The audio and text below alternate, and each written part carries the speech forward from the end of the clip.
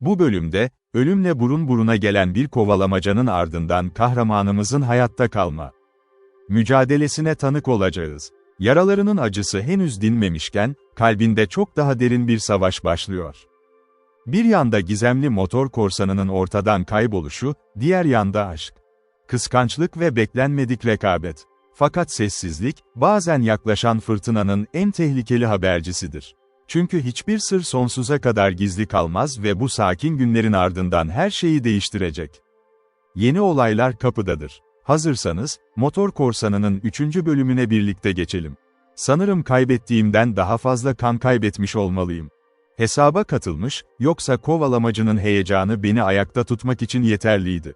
Ama hangi sebepten olursa olsun. Arabadan çıkar çıkmaz bayıldım. Hayatımda hiç bu kadar bayılmaya yaklaşmamıştım. Aslında yapmak zorundaydım. Bir doz daha sert viski aldım ve yine de direksiyonu Forrest'a vermekten memnun oldum. Geri kalan yolu onun beni eve götürmesine izin verdim. O yatağa güvenle girene kadar beni hiç bırakmadı ve bir cerrah çağırıp beni diktirmişti. Neyse ki yaralarım, Forrest'in önceden söylediği gibi, tehlikeden çok acı vericiydi. Mermi, yanında birkaç parça kumaş taşımıştı. Ve bu parçaların kolumdan çıkarılması, cerrahın yapmak zorunda olduğu işin tek gerçekten acı verici kısmıydı. Ancak, sağlık görevlisi yatakta kalmamda ısrar etti ve birkaç gün boyunca onun emirlerine uydum. Ama üçüncüsünde o kadar iyi hissettim ki daha fazla hapsedilmeye karşı isyan ettim. Ve hala oldukça ağrılı olsa da, dışarı çıkmayı başardım. Biraz titremiştim ama başardım. Albay Mainland'ın evine kadar gittim ve orada maceramın gizli bir nimet olduğunu buldum. Bunu beni selamlama şeklinden görebiliyorsunuz ki, Motor Korsanı ile son karşılaşmam. Bayan Maitland'ın önceki anılarının tamamını silmişti. Zevkimi bozacak tek bir şey vardı. Böyle yaratılan durumun sebebi. Ne yazık ki Mainwaring de benzer bir özen göstermekte başarılı olmuştu. Ancak yaralanması benimkinden daha önemsizdi. Mermi sadece omzuna isabet etmişti. Keşke onu ıskalamış olsaydı ya da birkaç santim daha yukarı ve daha sağa nişan alsaydı diye. İçtenlikle diledim, çünkü böyle bir durumda Bayan Maitland'ın bölünmez sempatisini ve ilgisini almalıydım, oysa bunları rakibimle paylaşmak zorunda kaldım. Biliyordum, kahramanca bir şey yapmamıştı. Ama Mainwaring vurulmasaydı en azından yarı kahraman gibi davranabilirdim. Hangi rolün yerine çeyrek bir kahraman olmakla yetinmek zorunda kaldım. Yine de, kazandığım zaferin tadını çıkardım ve itiraf etmek zorundayım ki, ağrıyan kolumdan en utanmaz şekilde faydalandım. Neyse ki bu sırada Motor Korsanı uzun bir sessizlik dönemine girdi. Böylece fırsatımı en iyi şekilde değerlendirmekte özgür kaldım ve tüm zamanımı Bayan Maitland'ın yanında geçirdim. Dedektif, bu uzun dinlenmenin kesinlikle düklerimizden birinin biletini bulması nedeniyle olduğunu ve hasarları onarana kadar ondan daha fazla bir şey duymamamız gerektiğini ilan ediyordu. Ancak kısa sürede bu hareketsizlik onu çok yorucu hale getirdi. Ve 2 hafta tek bir görünüm bile kaydedilmeden geçtiğinde, oldukça üzgün oldu. O zamana kadar tüm bölgede aramıştı ama keşfedebileceği başka yaralı izi yoktu. Ve tam olarak, bu işe ilk başladığında korsanın kimliğine dair sahip olduğu ipucunu dünyada kaybetmiş gibiydi. Bu sırada basın, polis ve genel olarak dedektif teşkilatı için sadece alaycı sözler sarf ediyordu. Bu arada, korsanın kariyerini yenilemesi durumunda tutuklanması için en olağanüstü adımlar atıldı. Otomobil kulübü, polise resmi olarak yardım göstermişti ve gece yarısı Kante ana yolları Marauder'ı ele geçirme fırsatını göstermeye susamış kulüp üyeleri tarafından devriye gezildi. Korsan, emekliliğinde bu durumdan büyük bir eğlence çıkarıyor olmalıydı. Yarattığı hisse bir bak. Bence adam, sokaktaki tüm olaya yüzyılın spor etkinliği olarak büyük bir şey şeklinde bakıyordu ve sempatileri şüphesiz. Polis ordusunu, amatör ve profesyonel, onu aramakla meşgul eden adamla birlikteydi. Aslında, Towster'daki cinayeti işlemeseydi, halk onu kolayca büyük bir popüler kahraman konumuna getirebilirdi. Olduğu gibi bile, savunucularından hiç eksik kalmamıştı. Ve ünlü bir balat yazarı, kahramanlıklarını bazı dizelerle kutladı. Bu diziler, uzun saçlı meraklılar tarafından sigara konserlerinde ve benzeri toplantılarda okunduğunda büyük alkış aldı. Tüm bunlar Forrest için bir cesaretti. Ve sonunda bir gün, korsan ile karşılaşmamızdan haftalar sonra bana artık dayanamayacağını söyledi. Başka bir ülke hattını denemeliyim, dedi. Hangi repliği öneriyorsun, diye sordum. Aklıma gelen tek şey, diye yanıtladı, Amsterdam'da araştırma yapmak, elmasların postadan alınıp indirimli olarak sunulup sunulmadığını görmek. Pazar suyunun bu tarafında kullanılmadıklarından oldukça eminim. Onu yalnız bırakmak istemezdim, ama o benimle birlikte olmasını istemedi. Ne? Şimdi kaçıp, davranış alanının açık bir alanı olan arkadaşını tek başına mı bırakacaksın? Ben olsaydım yapmazdım, dedi. Üstelik bu tür şeyleri tek başıma daha iyi idare edebilirim. Son argümanı kesin oldu ve gitti. Hemen beni bulacağına söz verip geri döndü. Ve korsanı dönene kadar bir daha duymayacağına dair umudunu ifade etti. Aynı gün Mainwaring'de St. Stevens'tan ayrıldı. Forrest'ın çağrıldığını duruşmasında belirtti ve sonra bize, Bayan Maitland'a ve kendi adıma, patentli lastikle ilgili hala deney yaptığı Paris'te bu konuda bazı işleri olduğunu bildirdi. Bu da onun 2 ya da 3 gün yokluğunu gerektiriyordu. Onun işinin işlem süresi çok daha uzundu. Ve ayrılırken, ertesi sabah erken bir trenle özellikle Bayan Maitland ile özel izin alma fırsatı olmamalıydı. Belki bu sportif bir şey değildi ama o kadar ciddi bir şekilde seviyordum ki. Rakibimin şansını elimden geldiğince bozma konusunda tereddüt edemezdim. Ancak, biraz taktiklerimin Bayan Maitland tarafından hoş karşılanmamasına şaşırdım. Ertesi gün bana bunu itiraf etti. Ama belki de bu vesileyle ilgili konuşmamızı. Sonrasında önemli bir etkisi olduğu için bazı detaylar vererek pes etmek benim için daha iyi olur.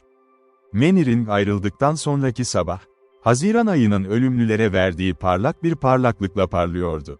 Şimdi rakibim ortadan kalktığına göre, belki de o zamana kadar taktığım askıdan vazgeçebilirim diye düşündüm ve kahvaltıdan hemen sonra, Maitland'sa yürüyüp Miss Maitland'ı Mercedes'te bir tura çıkmaya ikna etmeyi amaçladım. Onu yürüyüşe çıkmaya başlamış. En sevdiği İrlandalı pasörü koştururken buldum ve tahmin edilen yolculuğumu bırakmaya ve bana eşlik etmeye kolayca ikna edildi. St. Stephen Kilisesi ile Park Street'teki köy arasındaki yürüyüş yolunu seçtik ve hızlıca dışarı çıkarak kısa sürede varış noktamıza ulaştık. Ve yoldaşım geri dönmeyi duymak istemeyince Birikitwood'a doğru yürümeye devam ettik. Orada dinlenmekte ısrar ettim. Onu o sabah hiç bu kadar moralli görmemiştim. Neşeyle kabardı. Çok öyleydi ki, bu gerçeği yorumlamadan edemedim. Evet, diye açıkça yanıtladı, konuya yönelik yorumlarıma karşılık olarak. Bu sabah kendimi eşcinsel hissediyorum. Sanki omuzlarımdan bir yük kalkmıştı. Sorun yaşamazsın, diye yarı şaka yaparak söyledim. Bir anlığına yüzüne bir gölge düştü ve yine gitmişti. Sorun çıkaracak bir şey yok. Hiçbir şey yok somut ama yine de. Ah, Bay Sutguru, siz, hiç korkunç bir şeyin önsezisini yaşadınız mı? Hayır, tam olarak demek istediğim bu değil. Kendimi açıklamadan nasıl açıklayacağımı bilmiyorum. Sonra durdu, ben de gizlice sessiz kaldım. Şu anda devam etti. Erkekler çok aptal, yoksa sana hepsini anlatırdım. Asla anlayamazsın. Açılışımı gördüm ve bundan faydalandım. Biz erkekler hem bireysel hem de toplu olarak aptal olabiliriz, dedim. Ama bir adamın, ona sempati duyduğu için, söylemek istediğin her şeyi dinleyeceğinden emin olabilirsin. Güldü. Beni aptal bulacağından çok korkuyorum. Bayan Maitland, evi, diye başladım. Sessiz ol, beni sevimli bir gülümsemeyle durdurdu. Motor korsanını henüz yakalamadığını biliyorsun. En yaralı ifadeyi çevremden memnuniyetle çağırıp yine sessizleştim. Zavallı çocuk, dedi alaycı bir şekilde. Bu, yeminini hatırlatmak için pek nazik bir şey değil. Zaten yeminini yerine getirmek için elimden geleni yaptım. Henüz en iyisini yapmadım, diye mırıldandım somurtkanca. Her neyse, bence beni güvenime almaya hak edecek kadar şey yaptın. Bunu oldukça ciddiye aldı ve ona bakarak, ormanın bir açıklığına bakarken güzel yüzündeki ifadeyi gördüm. Bu, aslında onu endişelendiren şeyin küçük bir sorun olmadığını bana gösteriyordu. Bu sahne çok keyifli ve huzurlu. Erken yaz aylarındaki ormanların serin yeşil ışıkları ve serin gri gölgeleri, diye dalgın bir şekilde söyledi. Sadece konuşmacının yüzüne bakıyordum. Ama ormanda iyi bir şeyin olduğunun dolaylı olarak farkındaydım. Bana göre bu hepsi uygun bir arka plandı. Hepsi bu. Evet, dedim. Ama bu ön sezi hakkında senin Bu pek bir önsezi değil, aslında, ne diyeceğimi bilmiyorum, diye yanıtladı. Sonra dönüp yüzünü bana çevirdi. Şimdi dinle. Bir tanıdığım var. Çok iyi tanıdığım ve eskiden çok sevdiğim biri. Evet, eskiden sevdiğimi söylemekte haklıyım sanırım. Belirsiz bir sebepten dolayı, zevkim bir korkuya dönüştü. Ne sebepten, sordum. Hiçbiri, diye yanıtladı. Kesinlikle hiçbir sebep yok neyse. Doktor Fell vakası, dedim. Peki, senin Doktor Fell'in. Tam olarak yapamıyorum, diye cevap verdi ve gerçekten konuştuğunu görebiliyordum. Bu korku bir dereceye kadar büyüdü, sanırım. Söz konusu kişinin ince bir bilinç türü üzerimde meraklı bir etki yaratma gücüne sahip olmasından. Sanırım istemeden sadece yargıma karşı olmayan, aynı zamanda benim eğilimime de aykırı olan bir tavra çekiliyorum. O mu? Sordum. O mu? Davranış mı? Neden? Onu aklına getiren neydi? Öyle mi? Seni de aynı şekilde etkileyecek, dedi. Tam tersine, diye yanıtladım. İlk hissim, daha çok korkulan rakibimin çok sevdiğim kişiden olduğunu keşfetmenin verdiği mutluluk. Oldu. Ama konuyu düşünürken şaşkınlığım arttı. Mannering'i bir rakip ve favori bir rakip olarak görmüştüm ama Evie Maitland'ın ondan ya da herhangi bir erkeğe bu konuda izin vermediğim başka birinden korktuğunu duymaya hazırlıklı değildim. Ve ben de öyle söyledim.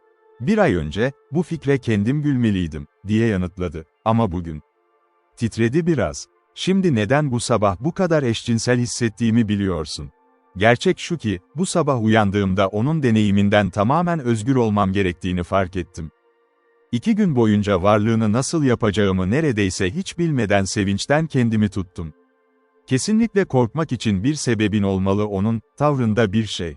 Hayır, yine de düşündüm, ama hiçbir şey değil. Ne zaman yalnız kaldık, 1-2 kez oturup bana bakıyor. Onunla konuşmaya çalışıyorum ama o oturuyor ve bakıyor. Gözleri o kadar parlak ve tüm zaman o kadar kasvetli, o kadar derin ki sanki tamamen içimden geçtiğimi hissediyorum. Tıpkı o tatsız yerlerde olduğu gibi. Birinin kıyafetlerinin bir şekilde kaybolduğu rüyalar. Bugün ve şimdi, çok saçma görünüyor. Ama bir dahaki sefere onunla tanıştığımda tam olarak aynı hissi alacağımdan eminim. Sonra ne kadar kafam karıştığını görünce bir tür kahkaha atıyor. Hiç neşelik olmayan, hoş olmayan bir kahkaha. Bilmiyorum, diye yanıtladı. Sanmıyorum o zamanlar aklıma geldi. Sanki bir rüya gibiyim. Çünkü onu izlemeye o kadar hayranım ki kendim için hiç düşünce kalmadı. Gittiğinde bu düşüncenin hoş olmadığını fark ediyorum. O zaman hep onu bir daha asla göremeyeceğimi düşünüyorum ama bir dahaki sefere aramaları yapmak zorunda olduğumu hissediyorum. İşte şimdi açtığım, sende zayıf, histerik bir kız olduğumu söyleme, gerçekten başıma ne geleceğini bilmiyorum. Küçük ellerinden birini koluma koydu ve gözlerime yalvaran bir şekilde baktı. Ne zayıf ne de histerik olduğunu biliyorum, diye yanıtladım. Bana yardım edeceksin, değil mi, diye sordu. Her iki elimi de kendi elime aldım ve doğrudan gözlerinin içine baktım. Sana yardım etmenin tek yolu, dedim kasıtlı olarak, bana hakkı vermen. Ellerini elimden çekmedi. Biliyor musun, Jim, dedi 1 saat sonra, ormandan çayıra çıktık.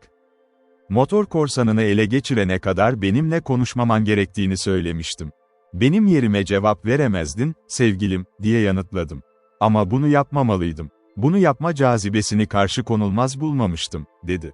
Ağzımdan çıkan sözleri alarak bir havayı büyüledi, yine karşıma çıkan karşı konulmaz bir şey buldum. Tekrar o meraklı etkiye dönmedik. Evie, Mannering'in bunu kullandığını ilan etmişti. O buna izin vermeyecekti. Hayatından tamamen çıktığını ve artık gölgelerin yoluna düşmeyeceğini düşünmek istiyordu. Ve ben de kendim zihnine hoş olmayan bir anı getirmeliydim diye düşünecek kadar mutluyum. Artık bu konudan bahsetmek istemiyordum. Eve dönüş yürüyüşümüzü asla unutmayacağım. Gümüş ipliği, eski manastır kapı evi ve ön planda Sopwell Manastırı'nın kalıntıları, iki tarafta ve resmin ortasında St. Albans Manastırı'nın kasvetli hali. Genel olarak, manastırda evlenmeye karar verdik. Havada adım adım. Mannering 1 hafta boyunca yoktu ve o zaman Evie'den çok şey öğrendim. Zihninde uyandırdığı meraklı bir korku vardı. İlham vermiş, diyorum, çünkü bana bunun öldüğünü garanti etti. Ve artık kendisine söz verildiği için oldukça güvende hissettiğine eşim olmaya çalışıyordu. Nişanımız şu anda açıklanmıştı. Birikıt ormanına yapılan unutulmaz yürüyüşün ertesi günü. Ve bunu benim kadar geniş çapta duyurmak için acele etmiştim. Yapabiliyordum, çünkü bundan daha olası bir yöntem düşünemiyordum. Onun, daha fazla rahatsız olmasına karşı terbiyeyi kaybettiğini görünce. Başka bir şey yapacağını düşünmezdim, zarifçe emekli olurdu olay yerinden. Ancak eğer kabul edemezse başarısızlığına. En ufak bir tereddüt etmemeliydim işini ona göndermek için. Yapmalıydım. Eğer varsa, daha fazla gecikmeden bunu yapmaya teşvik edildim. Mannering'in davranışında gerçekte herhangi bir şey olmuştu ki bu açık istisna alınabilirdi. Evi tanıdı. Böyle güçlü bir şey yoktu. Kendimi ve o da benim önerdiğimi yapmakta isteksizdi ve babasından ona bunu ima etmesini istedi. En azından evi ziyaret etmeyi bırakacaktı. Görüyorsun, dedi Jane, eğer kendini zorlasaydı başka bir şekilde saldırgan. Memnuniyetle karşılamalıydım, babamla konuşma fırsatı. Ama o hayır. Tavrı dışarıdan tamamen nazikti ve babam bana söylesem sadece gülerdi sana söylediklerim. Eğer ben olsam bana inanmazdı. Ona Bay Mannering'den korktuğumu söyledim. Üstelik artık korkmuyor musun, dedim ki. Hayır, artık ondan korkmuyorum. Ben tam anlamıyla emin oldum, diye tekrarladı.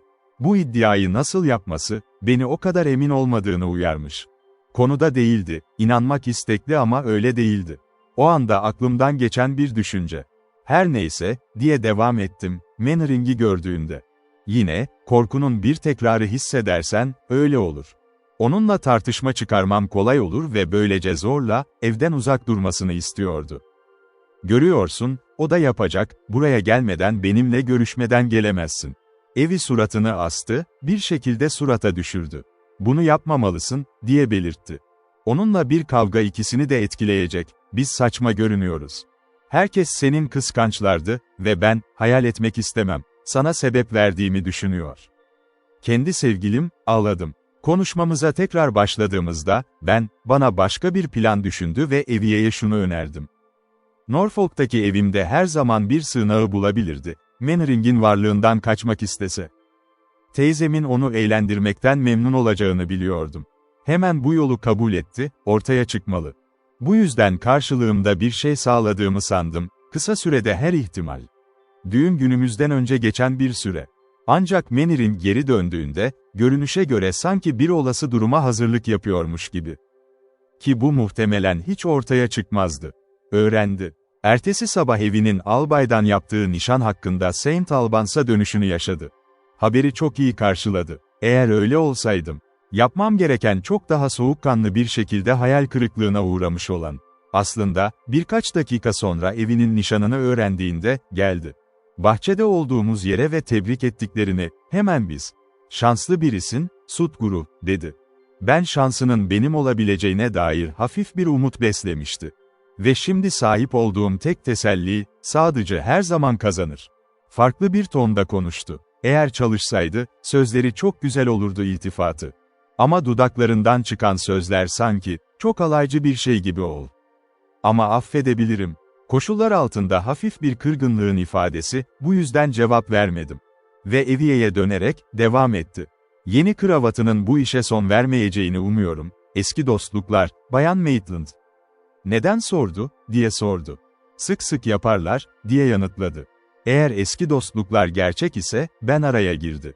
Hayır, eğer gerçek varsa hayır, diye tekrarladı, yavaşça. Umarım benimkini gerçek olarak görürsün, Yüzünde hafif bir gülümseme belirdi, konuşurken ve bir anda kayboldu. Ne evi ne de ben. Ne cevap vereceğini biliyordu ve garip bir duraklama oldu. O, bunun garipliğini en az onun kadar hissediyor gibiydi. İkimiz de değil ve o konuyu sorgulayarak değiştirdi. Başka bir şey duyulup duyulmadığına ya da görülmediğine dair. Paris'te yokken motor Pirate'ın görevini tamamladı. Gazetelere bakacak kadar meşguldüm, açıkladı ve belki de tamamen yakalanmış olabilir. Biliyorum, şansım yok, diye yanıtladım. Bu sefer öyle görünüyor, sonsuza dek kaybolmuş olmalı. Görüyorum ki senin işini üstlenmem ve kendini adamam gerekecek. Enerjimi onun yakalama görevine verdim, dedi gülerek. Ve Evie'ye dönerek, sanırım sen. Sutguru'nun artık böyle bir risk almasına izin vermeyecek, Bayan Maitland. Yine tonunda alaycı bir şey vardı ve evinin yanağındaki kızarıklıktan soruyu görebiliyordum. Onu kızdırmıştı. Neredeyse ateşli bir şekilde yanıtladı. Eğer biri korsanı yakalayabilirse, Jim yapabilir. Sadece peşinden kovalamayı bırakmaya niyetim yok. Şu anda, diye sessizce ekledim, teşekkür dolu bir bakış attım, sevgilim, hazır şampiyonluğu için. Bence hiçbir şeyle uğraşmamalıyım, senin yerinde olsaydım motor korsanıydım, diye yanıtladı. En iyisiyle nişanlı olsaydım diye düşünüyorum, dünyadaki kız, yapmam gereken ilk şey. Hayatımdaki tüm riskleri ortadan kaldırmak için, bakmak yerine, taze taze tane almak üzereyim. Ayrıca, bu pek adil görünmüyor, kız, değil mi? Kesinlikle bu kızın ne düşündüğüne bağlı değil, değil mi o, diye sordu Evi. Birçok kızın pek bir şeyi yok, önerdiğiniz gibi davranacak adama hayranlık. Ah, neyse, diye karşılık verdi Mannering. Şimdi anladım, Sut grubun başarılı olduğu yer. Ödül her zaman gider, maceraperestlere doğru. Yine tonunda ince bir kışkırtma vardı. Bir şey, tam bir alaycı gibi. Öfkeli bir karşılık verildi. Dilimin ucu, ama Evi'nin bir bakışı kontrol etti ve kısa süre sonra bizi birlikte bıraktı. Ona kızmamalısın, dedi, yalnız kaldığımız anda hemen baş başa kaldık. Seni tanımıyor. Evet, biliyorum, üstelik bence o, hayal kırıklığına uğramış olmalı. Bunda en ufak bir şüphe yok, diyorum, kesin bir şekilde yanıtladı. Ağır yaralandı ve, oldukça iyi görünüyor. Biliyorum, yapmamalıydım, yırtıcılığımı çok soğukkanlılıkla aldı. Aslında, tam da bu, onu sevmiyorum. Ne olacağını asla bilemezsiniz. O yakışıklı maskesinin arkasında. Yakışıklı, dedi. Ona yakışıklı mı diyorsun? Evet. Söylemeliyim ki, en yakışıklılardan biriydi. Tanıdığım adamlar. Nasıl bağıştırabilirsin ki, bana tek bir bakış ya da düşünce? Evi elini dudaklarıma koydu. Sevgili kızım, aptal eski dost, dedi. İçeride sadece bir yüz var. Bence gerçekten yakışıklı olan tüm geniş dünya ve ilk gördüğüm andan beri böyle düşünüyordum. Ondan. Konuşmamızda başka bir ara vardı. Onlar o zamanlar oldukça sıktı. Ve konu bir süreliğine bırakıldı. Ancak bu durum sık sık tekrarlanıyordu ve zamanla anladım ki, hangi konuyu tartışırsak. Er ya da geç, Mannering'in adı ortaya çıkacak. Başa Eviye'yi konuşmaya teşvik ettim. Onu, ama bir süre sonra hizmet ettiğimi fark ettim, yok olduğunu düşündüğüm hisse. Bunu fark etmeden duramadım, kısa süre sonra Mannering'in. Evinin neşesi geri döndüğünde, neşesi azaldı, daha az spontane. Ama ona Mannering'in olup olmadığını sorduğumda, varlığı üzerinde herhangi bir etki yarattı, bana tam tersini söyledi. Mannering'in nasıl çaba gösterebileceğini de göremiyordum, onun üzerinde herhangi bir etkisi yok. Özellikle ona özen gösterdim, onunla asla kaha yapmamalı. Bazen onu birkaç gün bile göremeyecekti ve yaptığında, sadece birkaç dakikalık olacaktı. Ve neredeyse her zaman, Albay Maitland'ın huzurunda, aynı zamanda kendimi de. Bana gerçekten de öyle geldi ki, Mannering bile onu çok fazla görmemek için çaba gösterir. Ve, izlesem de, onu yakından tuttuğu her zaman titizlikle doğruydu. O, etkilemiş. Aynı umursaz kişiydi. Onunla ilk tanıştığımda beni çok olumlu karşıladı. Ama bunun nedeni, Evip güvensizliğinden mi kaynaklanıyordu? Onun korkusu bana etkilenmişti ya da yapabildiğim için. Daha önce gizlenen şeyleri gerçekten görüyorum. Görüşümde kesinlikle onun hakkında bazı tekillikler gözlemledim. Bunu daha önce hiç söylememiştim. Gördüm, çünkü örneğin, yüzünden yakışıklı biri olarak bahsederken. Maske, gerçeğe bildiğimden daha yakındım. Birden fazla kez, dudakları aralıyken. Nezaketi bir gülümsemeyle, gözlerinde bir ifade gördüm. Garip bir şekilde bu durumla farklıydı. İfade, bir kedinin bir farenin üzerine çömelip atladığı zaman. Nişanlıma doğru o bakışı gördüm. Ben, kendime yöneldiğini yakaladım. Bir huzursuzluk vardı. Bu da onun kayıtsız tavrını yalanlıyordu. Kendini hareketsiz kalmaya zorladığını görebiliyordu. Onun, parmaklar hep bir şeyle meşguldü. Bunlar önemsiz şeylerdi ve aynı derecede önemsiz görünüyordu. Ara sıra bana yönelttiği alaylar. Bunları doğal öfkelerin eğlenmesine bağladım. Yenilmiş bir talipte yeter. Kalbimde acıdım. Onu, çünkü bunun ne kadar zor bir mücadele olduğunu biliyordum. Başarılı bir rakibin oyununu izlemek zorunda kalmasına sebep oldu. Mutluluk. Günler geçtikçe, belirli bir kısıtlama ortaya çıktı. Evi ile aramızda bir sorun çıktı. Kendime bunu söyledim. Bu fikir aptalcaydı. Ama yine de bunun aptalca olmadığını biliyordum. Yani, unutmayın, bu konuda en ufak bir şüphem yoktu. Evinin bana olan sevgisinin gücü. Bunu açıkça ifade etti, ama bizi birbirinden ayıran bir şey vardı ve başladım, korkmak. Haziran ortalarına doğru gerilim arttı, harika, zamanın geldiğini görebildiğim için. Bir şey yapmak için gerekli olmak ve bir gece, kararladım, konuyu anmak bile gerek. Buna göre, akşam yemeğinden sonra, Eviye'yi bahçeye gelmeye ikna ettim, niyetle. Aklımda kesin bir şekilde konuşmak için.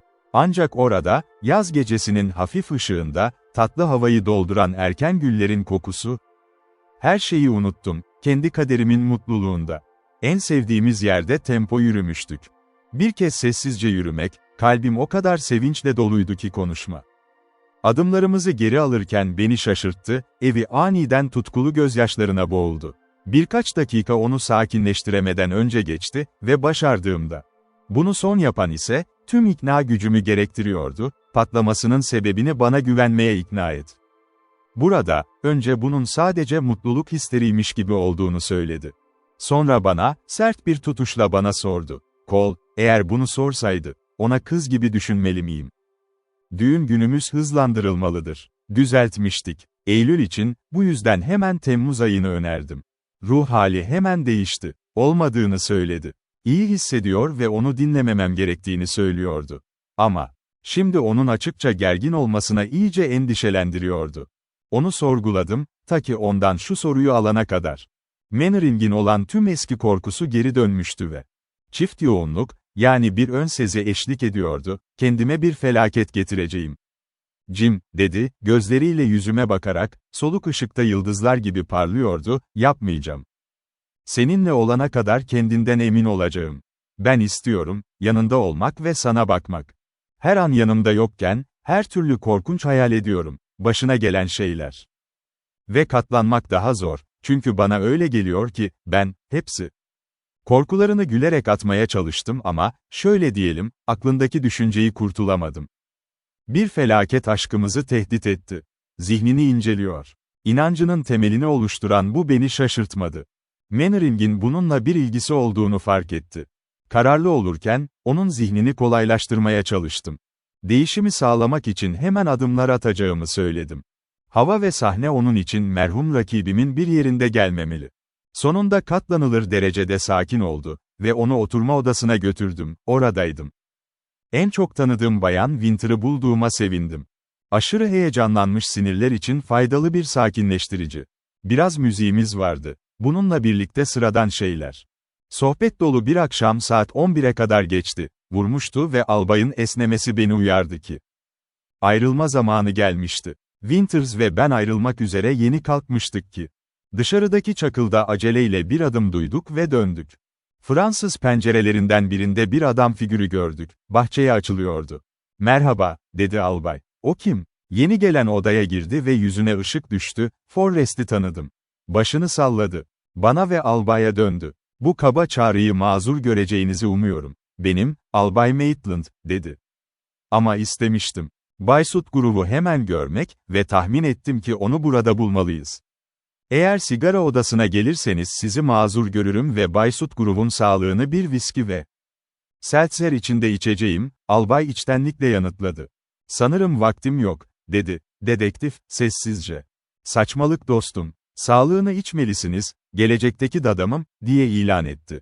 Kesinlikle, dedi Forrest, bulabilirim, bunun zamanı gelmişti, oysa. Durakladı, sonra sessizce keskin bir şekilde dedi, motor korsan yine yolda. Hemen Forrest dramatik bir açıklamasını yapmıştı. Endişe karşısında Evie'ye baktım. Akşam daha erken saatlerde sergilenmişti. Ben sadece bir şüphe yoktu ki bunu hoş karşılayacak, korsanı yakalama girişimlerimin yenilenmesi.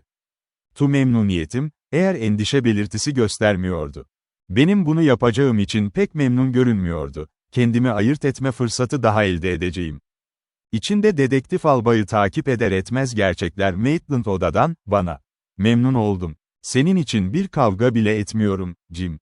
En azından değil çok fazla, dedi.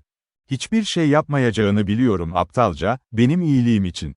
Kendi kendim için de değil, diye sözümü kestim. Ve biliyor musun, diye devam etti, bir eşcinsel varım korsan yakalandığında.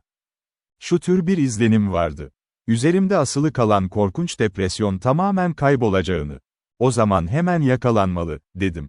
Ama Mannering'in nasıl etkileneceğini sanmıyorum böylece böyle. Bundan pek emin değilim, dedi Evi. Mannering'in hiçbir yerde olduğunu düşünemezsin. Motor korsanıyla bağlantılı mı? Sordum. Şaşırtıcı değil, çünkü böyle bir fikir benden çoktan geçmişti.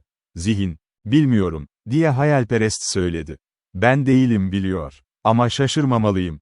Gerçekten yapabilirim onun hakkında her şeyi inan. Ona Forrest'in attığı adımları hatırlattım. Böyle bir sebep olmadığını kendine temin etmek. Şüphe duydu, ama ikna olmadı, bu yüzden vazgeçtim. Tartışmaya devam edin, sohbeti şu şekilde değiştirin. Ziyaret için yapılacak düzenlemeler. Norfolk. Hemen yazmam gerektiğine karar verildi. Teyzemi ve başlamaya hazır olması gerektiğini belirtti. Cevap aldığım anda geldi. Tüm sorunları çözmüştük albay ve Forrest döneminde. Ön hazırlıklar geri döndüm ve ona iyi geceler diledim, kendimi oldukça rahat hissediyordum. Zihnimde, sizi tebrik edebildiğim için çok mutluyum, dedi Forrest, dışarıdayken o anda. Ben dünyanın en şanslı adamıyım, diye yanıtladım. Öylesin, diye karşılık verdi dedektif, kesin bir şekilde. Hepsi aynı, Bayan Maitland ise üzgün olmamalıydım. Seni dinlemeyi reddetme niyetinde sadık kalmıştı. Korsanın yakalanmasından sonra. Neden? Talep ettim. Tamamen bencil nedenlerle, diye yanıtladı. Sanırım, kovalamacaya o kadar hevesli olmayacaksın. Erkekler pozisyon risk alma. Elimi ona uzattım. Yumruğunu içeri sokak o, dedim. Verdiğim şeye sadık kalırım. Ve, doğrusunu söylemek gerekirse, hiçbir şeye bu kadar hevesli değildim hayatım. Bu benim için iyi haber, diye yanıtladı ve ben, tonundan bunu ciddi istediğini anlıyordu. Üstelik o boş iltifatlara alışkın biri değildi. Sessizce kulübemle yürüyorduk konuştu ve ona güvenme dürtüsü mü geldi. Evinin yakalanmayla ilgili ön sezi. Korsanın onu korku yükünden kurtardığını. O meraklılar için elimden geldiğince açıklama yapmamı gerektirdi. Mannering'in onun üzerinde kullandığı etki. Forrest dikkatle dinledi. Meraklıyım, diye mırıldandı, ben bitirince. O adamın böyle bir şey yapmış olması çok ilgilidir. Bayan Maitland üzerinde bir izlenim yarattı. Bu arada, öyleydi bu gece albayın yanında değil. Hayır, diye yanıtladım. Merak ediyorum, diye başladı. Hiç bitirmedi. Bir daha konuşmadı, ta ki benim yerimde kapı. Orada durdu ve hafifçe dedi ki, sanırım hayal kırıklığına uğramış sevgilinin ne olduğunu öğrenmek isterim. Bu gece evde. Biraz amatörlük için hazır mısınız? Hırsızlık, Sutguru, her şeye hazırım, diye temin ettim ona. Mannering'den şüphelenmek biraz saçma görünüyor, dedi diye düşündü. Yine de bazen bir kadının sezgisi, erkeğin oran ölçemesinden daha iyi bir rehberdir. Amsterdam'da hiçbir ipucu alamadı mı? Ay soru çekingen bir şekilde, çünkü sonuçları duymak için merak ediyordum. Yolculuğunun bir kısmını, hayır, Hollanda'da hiçbir şey yok. Eğer Mannering korsan olsaydı ve bunu denestir. Orada yağmalarını elden çıkarırsınız. Büyük ihtimalle onu yakalamışlar, ama o bunu seçmezdi. Keninle aynı zamanda yurt dışına git, diye yorum yaptım. Forrest uzun, alçak bir ıslık çaldı. Vay canına, dedi. O zaman gerçekten de gördüğüm kişi oydu. Viyana. Viyana'da mı? Sordum. İngiltere'den ne zaman ayrıldı, diye sordu dedektif, sorumu görmezden geliyor. Tam da sen gittiğin gün, diye hemen cevap verdim. Hadi, bu ilginçleşiyor, dedi. Bu gece kesinlikle korsanın en kötüsünü yapmasına izin vereceğiz. Yollarda, gizem için bir ipucu arayacağız. Kimliğinin daha yakın bir yerindeydi. Saatine baktı. Aramamızı ödemek için biraz erken, eğer ödemezsen. Buyurun, içeri gireceğim ve konuyu şu adreste konuşuruz. Boş zaman. Forrest'in gizemli ifadelerinin beni doldurduğunu söylemek. Heyecanla, durumu çok yetersiz ifade eder. Zihnimden geçti. İçeri girdim ve ben, her birimiz için bir içki karıştırdı, pencerelerin ve kapılar kapandı. Sonra kendini bir, rahat sandalyede bir pro seçti ve şöyle dedi. Şimdi konuşabiliriz. Sadece Amsterdam'a gitmeyi planladığını sanıyordum. Başladım. Niyetim buydu, diye yanıtladı. Ama önce, sorgularımın sonuçlarını sana vermek, gerek yok bu arada, sana bir iki soru sormak isterim. Sorularınızı soruyorum, izin verirseniz. Sürün cevap verin, dedim. Birine nereye gittiğimi söyledin mi? Hiçbir ruha yok. En azından o zamanlar kesinlikle değildi. Muhtemelen bu konuyu bayana da söyledim. Maitland'dan biri, "Ah, siz genç aşıklar," diye araya girdi. "Konuyu konuşmaz, biliyorum. Birinci, herkese geri çağrıldığını söyledim. Londra'ya. Her neyse, eğer yapmış olsa da fark etmezdi. Çünkü Mannering benimle aynı gün ayrıldı." "Nereden gideceğini mi söyledi?" "İşle ilgili olarak Paris'e gideceğini söyledi. Bazı patentler için başvuruyordu," dedi. 2 ya da 3 gün yok olurdu ve hatta 10 dakika uzaktaydı. "Bu tam olarak uyuyor," dedi dedektif, bir an düşündükten sonra. "Ama buna göre karar vereceksin. Kendin için." Dudaklarını nemlendirdi ve kendi dudaklarını çekti. Puro içti, ta ki iyice yanana kadar, sonra başladı. Onun hikayesi. "Orijinal niyetimi ve geceyi gerçekleştirdim. Seni bıraktıktan sonra Liverpool Street'te 8.30'a bindim. Ertesi sabah Amsterdam'daydım. Orada kaldım 3 gün sonra, ta ki böyle bir şeyin olmadığına tamamen ikna olana kadar. Çalınan elmas paketi teklif edilmişti. Hollandalı satıcılara satılabiliyordu. Yapamazdım. Böyle bir girişimde bulunup yapılmadığını duymadı. Oradayken şansım oldu ki, bir Rus ajanının tanıdığı, onun işini çok seviyorum. Büyük ölçüde siyasi olmalıydı. Ivan Strovilov adı vardı ve çoğu Avrupa'da tanıdıkları vardı. Büyük harfler. Konuyu onunla konuştum, diye düşündü. Taşları yok etme girişiminin çok daha fazlası olduğunu söyledi. Muhtemelen Viyana veya St.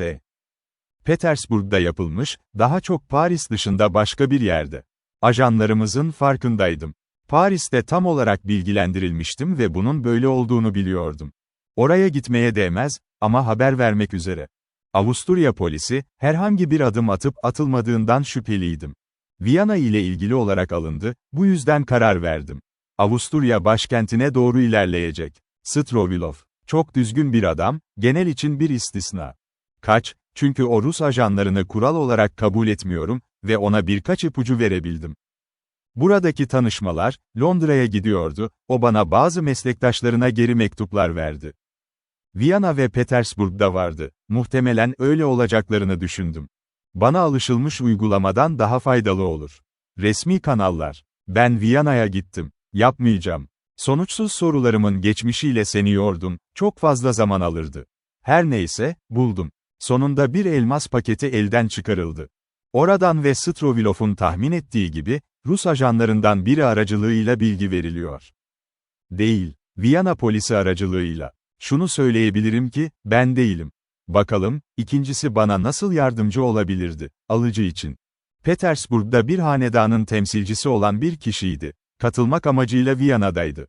Prenses Novikov'un mücevherlerinin satışı, muhtemelen her şeyi gazetelerde gördüm. Olağanüstü bir satıştı ve olağanüstü fiyatlar. Fark edilenler muhtemelen çoğu insanın hafızasında taze. Forrest'a bununla ilgili anlatımlar gördüğümü söyledim ve o devam etti. Maalesef bilgiyi ancak söz konusu temsilci geri döndükten sonra, Petersburg. Yapacak başka bir şeyim kalmadı. Eğer kendimi tatmin etmek istersem. Onu takip etmek için oraya gitmem. Duyduğum taşların gerçekten postadan çalınanlar. Oldukça vahşi bir şeydi. Boş bir peşe ama gittim. Başlamadan bir gün önceydi. Bana senin arkadaşı Mannering. Çok kısa bir anlık bir bakış. Bir restoranın kapısına bakan bir yüz, yemek yiyordum ve küfür etmek istemem. Gördüğüm kişi oydu. O zamanlar, o sıradan benzerliklerden birine inek.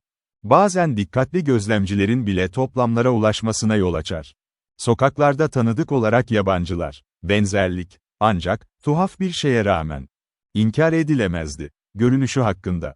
Ancak buna hiç dikkat etmedim. Olaydan sonra ve ertesi sabah yoldaydım. Petersburg. Orada elde etmekte hiç zorlanmadım. Bayiden tam detaylar. Hiç şüphem yok ama çalınan taşları satın aldığını. Brighton postası. Boyut, ağırlık ve kalite açısından. Tanıma mükemmel cevap veriyordu. Ben taşları satın aldığı adam. Tanınmış bir Viyanalı tarafından tanıştırılmıştı, kuyumcu. Fiyat çok da yüksek değildi. Piyasa değerinin altında olduğu için onu cezbetmeye yetecek kadar düşüktü, satın almak. Onları teklif eden adam ise şunu önerdi. Ödeme yapılmalı, kendisine değil, firmasına. Amsterdam'da. İşlem her açıdan gerçek görünüyordu, düşük fiyatın açıklaması şuydu. Amsterdam firması nakit sıkıntısı nedeniyle oldukça sıkışmıştı. Bazı stoklarını satmaya zorlandı ama başaramadı. Amsterdam'da da kredi riskini tehlikeye atmaktan korktuğu için bunu yapıyor. Taşları satan adam, Joseph adını verdi. Hoffman ve tüccar, kartını gösterdi. Jacob Mayer ve Mayer adını taşıyordu ve Amsterdam'daki de Jordan'da bir adres olarak açıldı. Evet, bana uzun, güçlü, taze renkli, sarı saçlı biri olarak tanımlandı. Alman, hoş bir görgü ve adrese sahip. Petersburg tüccarının temsilcisi ona. Bir Amsterdam'daki bir bankada çeki ve Rus başkenti, taşları inceledikten sonra işvereni taslağın telgrafla ödenmesini yetkilendirmişti. Bu detayları aldığım anda başladım, bir kez daha Hollanda şehri için çok fazla boşa harcamadan. Zaman. Söylemeye gerek yok. Adamımı yakalamak için çok geç kaldım. De Jordan'daki ofisi bulduğum bir oda, 1-2 hafta boyunca alınmıştı. Sonra kolayca tanımladığım bir kişi tarafından boşaldı. Sarı saçlı Alman. Taslak takas edilmişti, aynı bankacıların Londra ajanlarına yönelik bir taslak için. Adamım. Hemen Londra'ya geldim ama, Hoffman, adı neyse, benden bir hafta önceydi. Onu Londra bankasında buldum, orada nakit para çıkarmıştı, taslağı. Bunu hayal edilebilecek en havalı şekilde yaptı. Bir gün altına ihtiyacına olduğunu ve eğer miktarı hazırlarlarsa, 4000 sterlinden fazlaydı, ertesi gün onu çağıracaktı. Gerçekten izin verdi. Geçmeden önce 2 gün geçti. Sonra geldi. Bir taksi ve bir çanta aldı ve altını aldı. Şu anda en ileri gidelim. Sadece, bu öğleden sonra son detaylar ve tabii ki ben. Hemen raporumu vermek için yarda gittim ve açıklamanın dolaşımı için düzenlemek. Ülke genelinde sarı saçlı Alman. O zaman ben sana yaklaştı. Forrest içkisini bitirdi ve ayağa kalktı. Şimdi sen dava hakkında benim kadar bildiğim kadar, dedi. Ve sanırım artık teklif edilen teklifimizi ödemenin zamanı geldi. Arkadaşımız Mannering'i ziyaret ediyordu. Onu herhangi bir şekilde nasıl bağlayabileceğini göremiyorum. Hoffman ile, dedim, yerimden kalkarken. Forrest gülümsedi. Bir şeyi söylemeyi unuttum, gözlemledi. İçerideki adamın saçını göremiyordum. Yüzü bana tanıdık gelen Viyana. Ama bir tane, yaptığım şey, Mannering'in yüzü olan adam. Açık renkli bıyık takıyordu. Ama Mannering'in evi karanlık, diye itiraz ettim. Karanlıktı gittiğinde ve döndüğünde karanlıktı.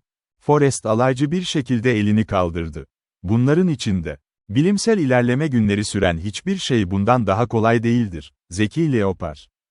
Leopar lekelerini değiştirmek için, kahverengi esmere sorun. Moda açık saçların giyilmesini emrettiğinde ve sarışına tekrar sor, nasıl başardığını sor. Zorunluluklar kuzgun saçlarını gerektirir. Bu beni rahatlattı. Sadece bir şey daha var, dedim ki. Motor korsanı ne zaman duydun? Yine işte miydi? Albans'ta. Polis ofisini aradım. Çok buradaydı. Saat yaklaşık 10 civarında görüldü. Peterborough ve kuzeye gidiyoruz. Mannering evdeyse oldukça kolay olur, diye belirtti. Evde olmayacak, diye yanıtladı Forrest. İnanç. Gece ay yoktu. Ama havadaki o yumuşak, dağınık ışık Haziran akşamlarında hiç değişmez. En bulutlu zamanlar hariç. Tam da yolumuzu görebileceğimiz kadar bir ışık vardı. Mannering'in evine doğru yürüyorduk. Oraya vardığımızda her şey tamamen hareketsiz görünüyordu. Tüm pencereler karanlıktı. Forrest mandalı kaldırırken kalbimin normalden çok daha hızlı atmaya başladığını hissettim. Bahçe şeridine açılan kapı, yol ile evin tam ortasındaydı. Ayaklarımız çakıl üzerinde çıtırdama yapmasın diye yolun kenarındaki çim boyunca yürüdük. Forrest ilkti. Doğrudan ön kapıya gitti ve denedi. Hızlıydı. O Fransız pencerelerinden birini deneyeceğiz, dedi. Yanıma döndükten sonra fısıldamıştı. Ev, verandalı 2 katlı bir kulübeydi. Güney tarafına açılıyor ve çime bakıyordu. Şimdi gelelim bu veranda pencerelerine. Hem yemek salonundan hem de oturma odalarından açılıyordu. Hizmetçi odaları ise evin diğer tarafındaydı. Binanın açısını dolaştık ve ilk pencereyi denedik. Takılmıştı. Kedi benzeri adımlarla Forrest ikinci pencereye kaydı. İkisinden biri oturma odasına giriş sağlıyordu. Dedektifin dudaklarından dökülen sese benzer bir fısıltı beni yanına çekti. Bir an bile tereddüt etmeden kapalı pencereyi geri itti ve karanlığa adım attı. "Gel," diye mırıldandı ve ben de peşinden gittim. Ağır perdeler pencereleri örtmüştü ve bunların ötesinde Karanlık neredeyse hissedilecek kadar yoğundu. Aniden odada bir kibrit çaktı, bu ani hareket beni ürkütmüştü. Sadece Forrest'tı. Sarsılmaz bir güvenle bir masaya doğru adım attı ve ayakta duran lambayı yaktı. Sonra, çok rahatsız hissettim ama Forrest'ta böyle bir tereddüt yoktu açıkçası. Çünkü hemen odadaki her nesneyi incelemeye devam etti. Gördüğüm kadarıyla, burada hiç olağan dışı bir şey yoktu. Oda, sigara içmek ve sohbet etmek için daha önce yüzlerce kez uğradığım zamanki durumuyla tamamen aynıydı. Lambanın yanındaki masada bir tantalas, bir bardak ve yarı boş bir sifon duruyordu. Bir koltuğun yanında cam kül tablası kullanılmıştı. Bu da içkiye bir puro eşlik ettiğini gösteriyordu. Bir çift terlik ocak halısının üzerinde duruyordu, sanki dikkatsizce bir kenara fırlatılmış gibi. Forrest onlara işaret etti. "Davranış bu evde değil," dedi. "Eğer yatağa gitmiş olsaydı, bunlar burada olmazdı. Umarım biz buradayken geri dönmez," diye mırıldandım. "Bu onun için biraz garip olurdu," dedi Forrest. Sakin bir şekilde ekleyerek, "Kendini savunmak için onu tutuklamaya zorlanmalıyım ve şu anda bunu yapmaya hazır değilim." Ancak hareketlerini hiçbir şekilde aceleye getirmedi ve kasıtlı olarak odayı aramaya başladı. Sadece bir kez durakladı. O zaman da kıtasal bir tren seferleri zaman çizelgesi keşfetmişti. Kitabı ışığa doğru getirdi ve sayfaları dikkatlice çevirdi. Yüzünde bir coşku parıltısı belirdi. Sayfaların arasında tütün külü izi vardı ve Viyana ile Amsterdam arasındaki tren hizmetine ait. Detaylar işaretlenmişti. "Doğru yoldayız," diye gözlemledi. Ama odanın en dikkatli incelemesi bile bundan başka küçük bir kanıt ortaya çıkarmadı. Ne bir çekmece ne de bir raf, aradığımızı bize vermemişti. "Yatak odasını denemeliyiz," dedi, oturma odasını bitirmişti. "Peki ya hizmetçiler?" diye sordum. "Eğer uyumuyorlarsa, sadece efendilerinin yatmaya gittiğini düşünecekler," diye yanıtladı. Ara sıra bir masanın üzerinde duran şamdanı aldı ve odadan çıktı. Onu yukarı kadar takip ettim. Kalbim ağzımdaydı, Mannering'in yatak odasının kapısındaydık. Forrest kolu çevirip içeri girdiğinde, ben bir arbedeye ya da sürprize oldukça hazırdım. Şüphelimizin sessizce uyuduğunu bulmuş olsaydım hiç şaşırmazdım. Ama Forrest döndü ve beni içeri çağırdı. Oda boştu. Bu sefer dedektifin araması daha da derinleşti. Aramızda yatak odası ve en yakın incelemeye bitişik soyunma odası vardı, ama sonuç. Maalesef kapsamlı bir ipucu bulamamıştık. Bir ya da iki eski kilitli dolap vardı. Yatak başının yanındaki duvara gömülü çap kasası da aynı şekilde sıkıca kilitliydi. Dedektif omuzlarını silkti, işimiz bitmişti. Hırsız kıyafetimiz olmadığı için bunu arama emri alana kadar beklemek zorunda kalacağız, diye mırıldandı. Hayal kırıklığına uğramış bir tavırla odadan çıktı. İnişte durdu. Keskin bakışı bir an için seyahat çantasının altında duran bir masaya takıldı. Üzerinde birçok etiket kalıntısı vardı ve bunları dikkatlice taradı. Ancak tanımlamak için yeterli detay yoktu. "O zeki bir şeytan," diye fısıldadı. Sonra çantayı açtı ve yüz ifadesi tekrar hafifledi. İçinde Londralı bir kimyagerin etiketi ve şu yazıyla birlikte boş bir şişe vardı. "Hidrojen peroksit. Açık saç rengini korumak için kullanmış," diye yorumladı Forrest. "Ve saçlarını eski doğal rengine boyama işine gelince, bunu kilit ve anahtar altında tutuyordur sanırım." Şişeyi cebine soktu ve aşağıya döndü. "Ben de peşinden gidiyordum. Şu anda onu tutuklamak için yeterli bir suç delilimiz yok," dedi. Tekrar oturma odasına girdiğimizde, "O zaman neden atölyesine bir göz atmıyorsunuz?" diye önerdim. "Ne?" diye hevesle sordu Forrest. "Sana hiç bahsetmedim mi? Mannering'in tüm boş zamanlarını deneysel motor yapımıyla geçirdiğini henüz duymadın mı?" Şaşkınlıkla sordum. "Sanırım bahsedildiğini duymuştum. Ama o ana kadar hep bir safsata olduğunu düşünmüştüm," diye yanıtladı. "Aman tanrım," dedim. "O dükkanda aylar önce olmalıydım," diye devam etti, "eğer aklıma gelseydi." "Neredeymiş bu dükkan?" "Evin tam arkasında ve yol kenarında," diye açıkladım. "Eski araba evi ve ahırlar." Sonra bu düşünce aklıma gelince devam ettim, "Neden bahsettiğini kendi ağzından duymuştum. İşte bu yüzden hiç dikkat etmedim ona," dedi yoldaşım. "Beni oraya götürür müsün?" Fransız penceresinden içeri adım attım, Forrest ışığı söndürdü. Sonra beni takip etti ve verandaya çıkarken arkasındaki kapıyı dikkatlice kapattı. Saint Albans'ta 1 saat gece yarısını 2:30 geçe çalarken, çim alanı geçerek atölyeye yöneldik. Elimizde çok az zaman var, diye fısıldadı Forrest. Karanlık kalkıyor ve arkadaşımız yakında dönecek. Yan kapıdan geçtik ve bir zamanlar ahır olan yere girdik. Ama daha ileri gidemezdik. İçerideki 2 kapı da sımsıkı kilitlenmişti ve zorla girecek vakit bulamayacağımızdan içeri sızamadık. Adımlarımızı geri aldık ve doğrudan yoldan ahıra yaklaşıyorduk. Şafak vakti artık o kadar ilerlemişti ki, Menirim dönmeden önce içeri girme şansımızın hızla azaldığını biliyorduk. Bu taraftan içeri girme ihtimali bulamamıştık, diğer taraftan da pek farklı değildi. Birkaç tütün tozu tanesi ve boş bir şişeyle bir adamı tutuklayamam, diye ilan etti Forrest. Sıkı kilitli kapıyı vahşice sallarken. Dinle, dedim. Rüzgarla taşınan bir motorun zonklaması geldi.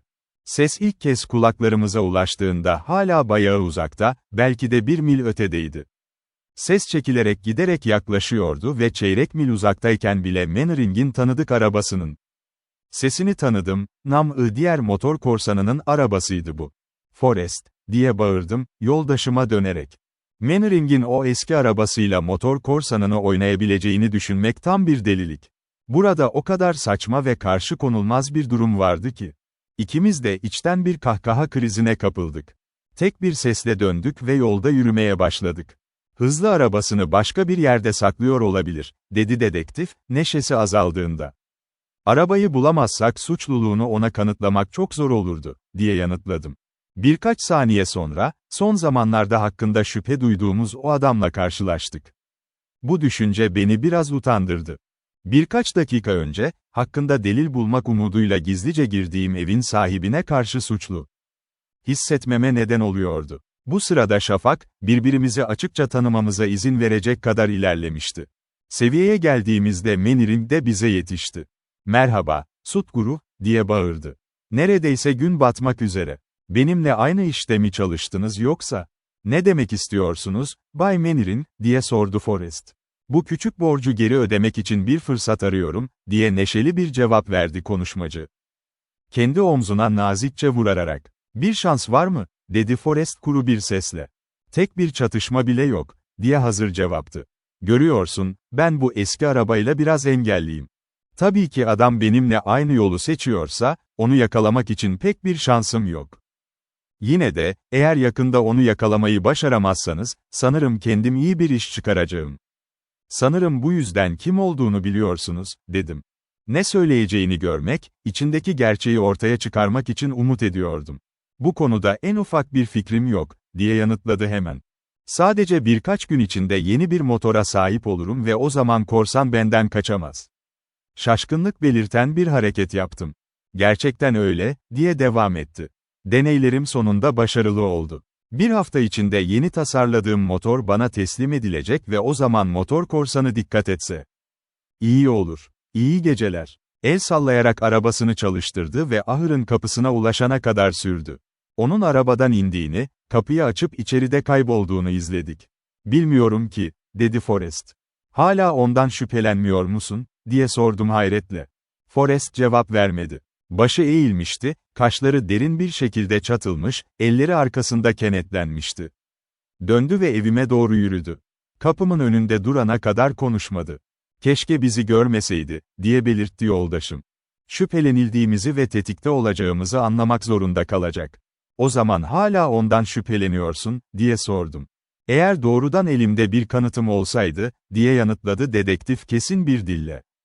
"Onu yarım saat içinde tutuklamanızı isterdim. Sadece küçük bir ihtimal," neredeyse inledi.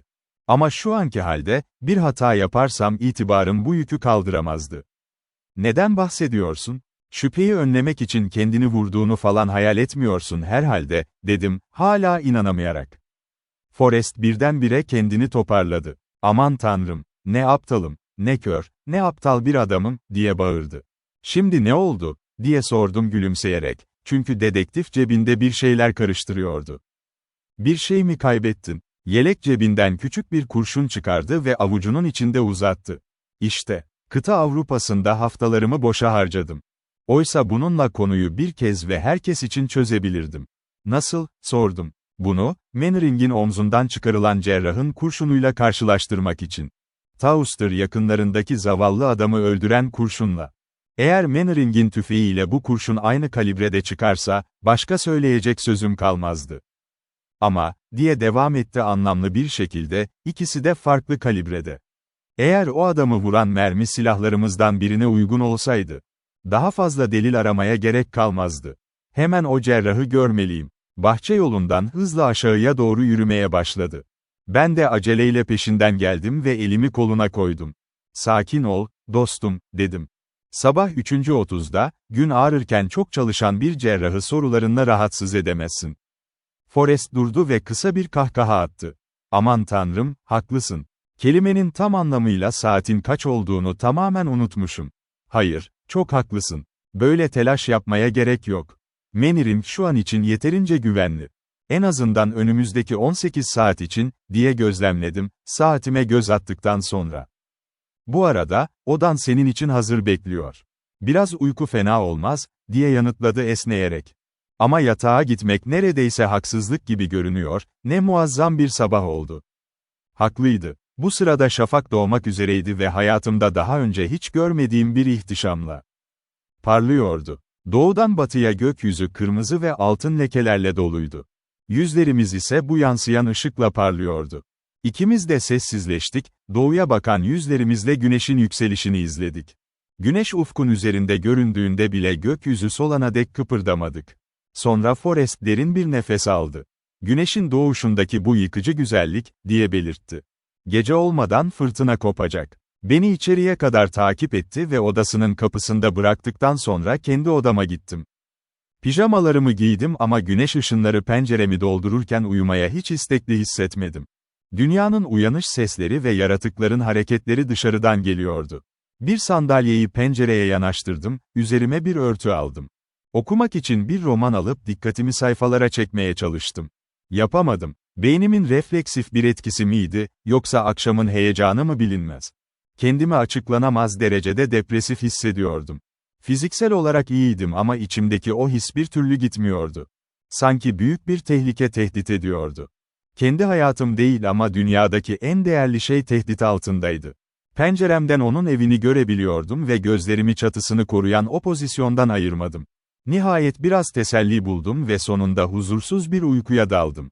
Bu uykudan ne dinlenmiş ne de huzur bulmuş olarak uyandım. Küvetim beni bir ölçüde toparladı. Ama yine de aşağı indiğimde huzursuz hissettim. Forrest çoktan dışarı çıkmış, beklediği haberi bırakıyor. Her zamanki saatte kahvaltıya geri dönüyor. Ben bahçedeydim ama güneş bulutsuz bir gökyüzünde parlıyordu ve hiçbir nefes bile kıpırdamıyordu. Dayanılmaz derecede sıcak ve dedektif biraz sonra nefes nefese içeri girdi, yüzünde açıkça yazılmış bir hayal kırıklığıyla. "Cerrah dışarıda mı?" sordum. "Hayır," diye yanıtladı. Ama pek işe yaramadı yine de. Mannering kurşunu elinde tuttu. İstediğini söyledi, macerasının hatırası olarak tutacak. "Tamamen doğal," diye yorum yaptım. "Mükemmel," diye karşılık verdi Forrest. Talihsiz sonuç olarak, bunu yapması. Aklımdan korsan olma ihtimalini reddetmemi engelliyor. Ve bir şeyler yapmam gerekiyordu. Dün gece serseri her yerde olmuş gibi görünüyor. Görünüşe göre, her şeyi yok etme arzusuyla hareket ediyordu yolunda ne durduysa. Biri onu kesinlikle pervasızca sürüklüyor. Kasabalardan kaçmak yerine, onların arasından geçerek gözlem kazandı. Bu sabah polis ofisinde, şu adresin detaylarını duydum. En az yarım düzine kişinin suçsuz olduğu vakalar acımasızca aşağı inildi ve cennet bilir, henüz ellerinde olmayan detaylarıyla daha fazlası olabilir. İlerlemesinin tam bir şeytanlığı basitçe harika. Mesele şu, Sutguru. Eğer önümüzdeki hafta içinde ona ulaşamazsam, hemen güçten istifa et. İstifa etmezsem, serbest bırakılacağım ve hak ediliyor. Teselli edici bir şey söylemeye çalıştım.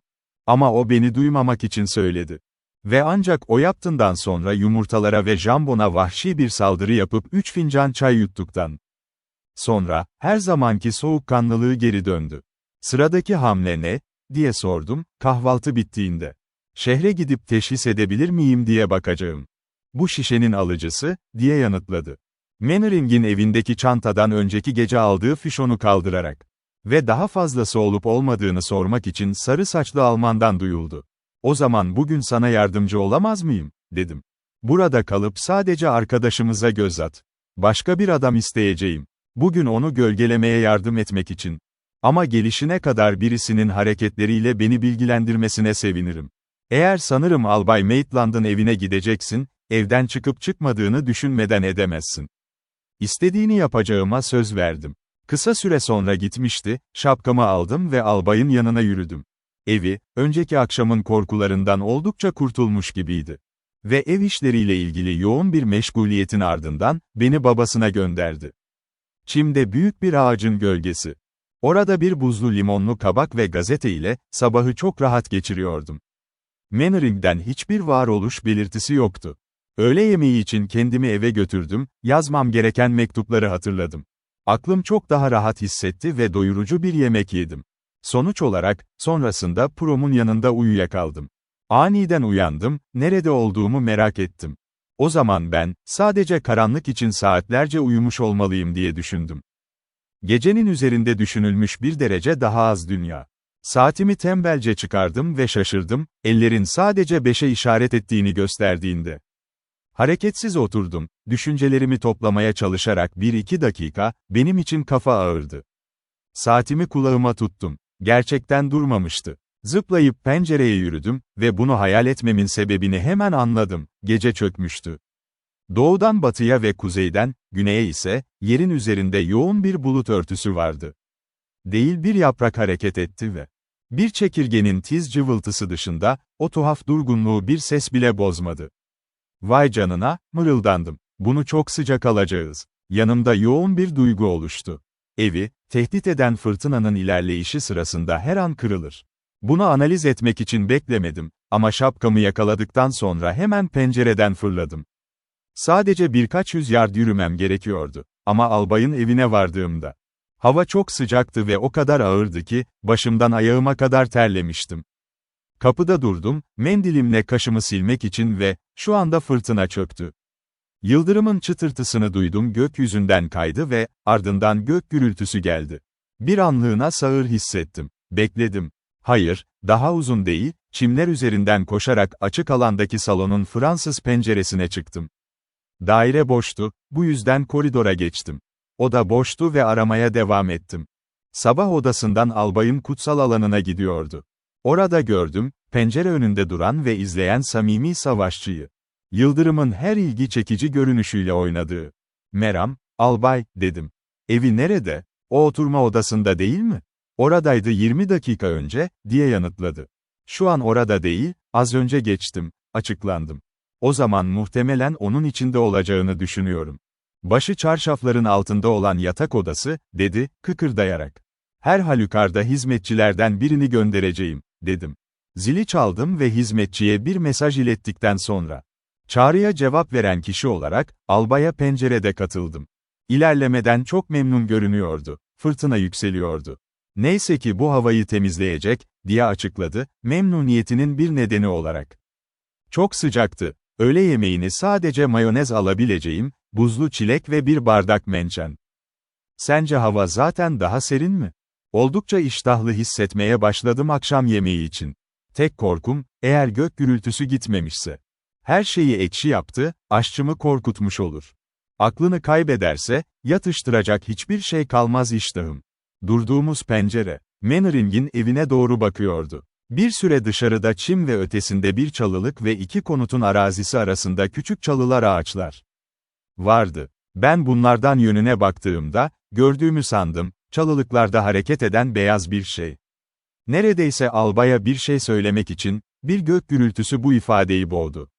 Bir sonraki yıldırım çaktığında, gözlerimin beni kandırmadığını fark ettim ve hemen düşündüm. Evi fırtınada dışarıdaydı. Bir an bile tereddüt etmeden pencereden atladım ve hızla çimi geçtim. Albay beni deli sanmış olmalı. Fark etmek benim için biraz şok oldu. Tahminimde haklıydım. Orada, altında sıkışmış. Bir sedir dağının yayılan dalları, sevgilim, onun gözleri kocaman açıktı. Yanakları korkudan bembeyaz olmuştu. Ne, evi, canım. Ne oldu? Ağladım. Sesimi duyunca başladı ve, küçük bir sevinç çığlığıyla kollarıma atıldı. Geleceğini biliyordum, geleceğini biliyordum gel, diye hıçkırarak ağladı. Altında durduğu sedir ağacı yakındı çite ve, konuşurken sandım ki bir şey gördüm. Figür çitin diğer tarafından uzaklaşır. Şüphemi doğrulayamadım, çünkü evi tüm benim işime ihtiyaç duyuyordu dikkat.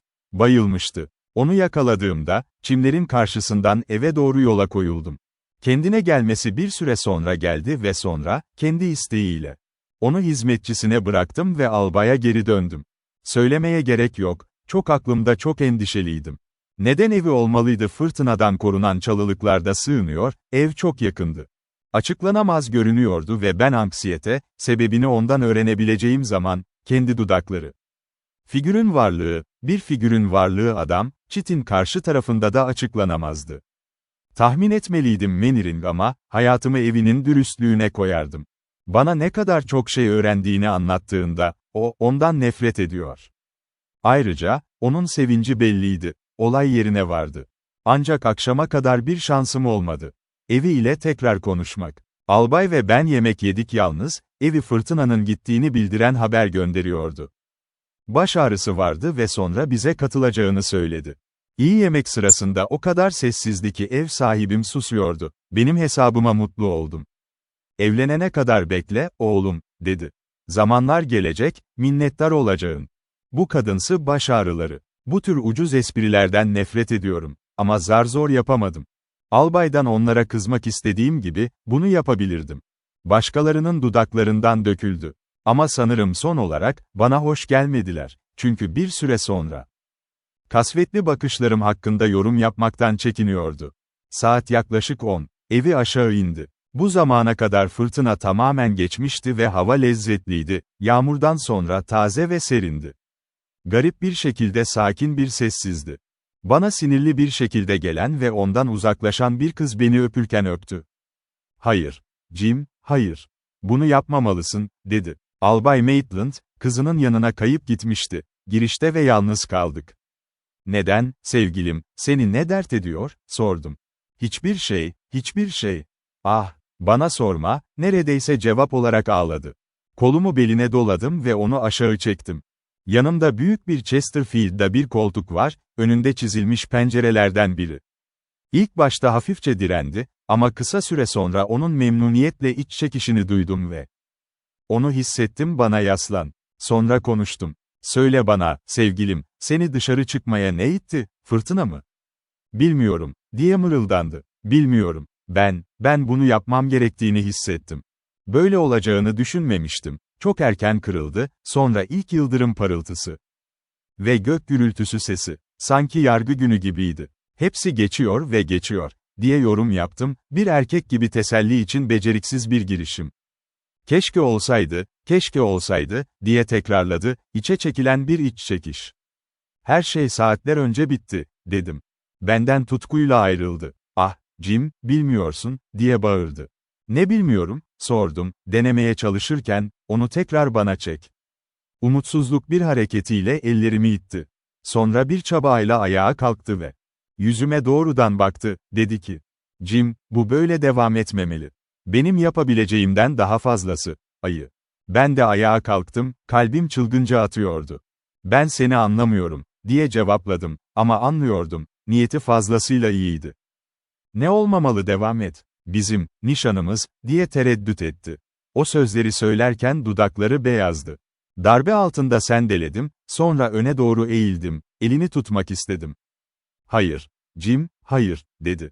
Faydasız, asla yapamam, senin ol. Bu imkansız, tamamen imkansız. Aşkım, senin için ölümcül olur. Biliyorum olacak. O da dedi. O mu, sordum. Tereddüt etti. Ah, ona inanmadan edemiyorum. Bana onun olacağımı söylüyor. Ürperdi. Jim, beni bırakmalısın ve bir daha asla görmemelisin. Yapamam, senin. Senin kanını ellerimde olsun. İnce beyaz parmaklarını uzattı ve bunu gördüm, oraya koyduğum yüzük çıkarılmıştı. Beynim karışık olsa da, elimden geleni yapmaya çalıştım, sakin. Bence çaba başarılı oldu ve benim sesim oldukça dengeliydi, söylediğimde. Gel, sevgilim, söz sözdür, benim de sözüm. Küçük kız, sözünü tutmayacak çünkü kıskanç bir rakibin tehditleri. Başından ayağa titredi. Bilmiyorsun onu tanıdığım haliyle, diye mırıldandı. O kalıcı olurdu hiçbir şeyde, Jim. Bence o bir adam değil, olmalı, bir şeytan. Hiçbir adamın düşünmediği şeyleri yapabilir, yapıyor. Onun kötülük kapasitesini abartıyorsun, dedim. Elimden geldiğince öyle bir şekilde, çünkü onun huzursuzluğu o kadar büyüktü ki. Onun sebebinden korktum. Manning ne oldu? Sana söylüyorum. Çünkü arkasında gördüğüm kişi oydu. Seni fırtınadan çıkardığımda, sanırım mı? Onu gördün mü, diye sordu. O zaman doğru. Rüya gördüğümü söylemeni umuyordum. Yine. Onda çok kötü bir şey görmedim, diye belirttim. Onu tanımıyorsun, dedi tekrar. Saatler içinde beni tanıyacak bir nedeni olacak. Geçti, diye acımasızca ilan ettim. Korkuyla bana sarıldı. Hayır, Jim. Mutlaka ona yaklaşmamak. Onun gücünü bilmiyorsun. Egzersizler. Bu öğleden sonra oturup seni düşünüyordum. Bana gelmemi söylediğinin farkına vardığımda ona. Düşünmem için hiçbir sebep yoktu. Yani. Ortada yoktu ama gitmem zordu. Ve onu seni beklerken buldun, sordum sessizce, ama beynim alevleniyordu, çünkü kararlıydım. Aralarındaki her şeyi anlamak için. Beni bekliyordu, diye tekrarladı. Bekliyordu, beni ve fırtına için. Bu onun üstüne gelmiş olmalı, teklif vermekte. Onun konuşmasını beklemek korkunçtu, korkunç. Ne istediğini sormaya çalıştım ama dili bağlıydı. İlk gök gürültüsü patlamasından sonra. Tek kelimemi söyledi, sonra bana saatin geldiğini söyledi. Neredeyse ne zaman beni almaya gelmesi gerekiyor. Sıkıştım, istemsizce yumruklarımı çektim, ama sevgilimin yumruklarını bölmedim. Hikaye. Beni serbest bırakmasını yalvardım. Hiç ödeme yapmadı, dikkat edin. Gidiyorum, dedi. 3 gün boyunca beni görmeyeceksin, ama tüm İngiltere göreceksin. Yaptıklarımdan bahsediyorum. Üçüncüsünde döneceğim. Zihin hazırsın. Benden bahsetmedin mi? Zayıfça söyledim. Ben ne diyeceğimi bile bilmiyordum, çünkü bana öyle geliyordu ki. Evi olağanüstü bir halüsinasyonun kurbanı olmalı, ya da Mannering'in deli olduğunu düşünüyordu. Senden bahsetti, diye yanıtladı. Sutgruv'a söyle, dedi ki, 3 günü içinde ayı yakalamak için. Motor korsanı ve gelininden emin ol. Bundan sonra, çok geç olacak. Ona da söyle, ölüm başarısız olan aptal. Bu bir spor meydan okuması, diye mırıldandım, çünkü benim hiç yoktu. Şimdi aklımda şüphe var aynıydı. Sözlerim evinin kulağına ulaşmadı, çünkü devam etti. Şimdi neden yüzüğünü yerine koyduğumu biliyorsun. Bizim için çok güçlü. Onun söylerini yapmalıyım. İyi. Onu sertçe böldüm. Her şeyin var mı? Yarın Norfolk'a gitmek için hazır mısın? Sordum. Sesimin tonu onu uyandırdı. Bana baktı, çılgınca. Neden, dedi. Sonra ifade, yüzünden silindi. O gün 2. kez bayılmıştı. Konuşmamı sonlandıran bayılma nöbeti beni çok korkuttu. Ve elimden geldiğince hemen yardım çağırdım, bir doktor çağırttım. Kendine geldi tıbbi görevli gelmeden önce, ama ben geri dönmedim onu rahatsız eden konuya.